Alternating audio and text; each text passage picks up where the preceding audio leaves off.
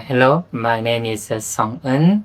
I'm OMF missionary working in Cambodia. I have been doing student ministry for 9 years. My wife and I both have a student ministry background. So when we prayed for our next step as a missionary, so our senior staff worker, who was overseeing East Asia, they introduced the Sonoko student ministry in Cambodia. When I visited Cambodia and meet the students here, at one student the meeting, so I read the Bible passage in Mark chapter 12. It was about a poor widow who put in everything, all she had to live on. So it touched my heart. At the time God challenged me to dedicate my life to the students, the fatherless generation in Cambodia. So I came to Cambodia. So God wanted me to be a brother and friend and shepherd and father to this student. So I began to serve in the student ministry. The Sonoko student ministry was started by OMF missionaries. Before us, the many other OMF missionaries and student workers has been working for the student ministry. They planted a seed and they watered it with the tears and the prayers. We were just one of the final small pieces in helping the ministry transition to local leaders. Sonoko is the local name. The Fellowship of Christian Students is the acronym of the Khmer words. So is Sompo Metri Pip, is a fellowship, and No is a Nisap, is university students, and Griborisat is Christian. So we took the first word as the acronym. Over time, Cambodia stepped as student leaders. They took more responsibilities and they stepped out by faith to lead the ministry and train the students. I was very grateful to be a witness of how God has been faithfully working among the students and journey with the Cambodian brothers and sisters.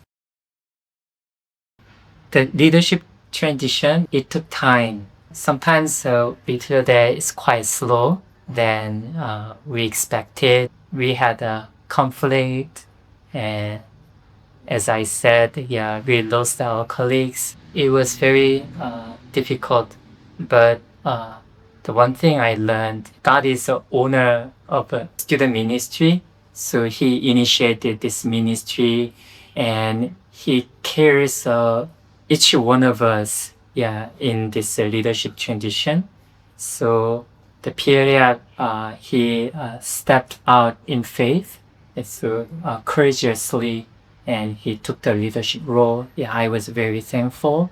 And also other staff workers and student leaders, local board members, and also many other missionaries, they work hard behind the scene.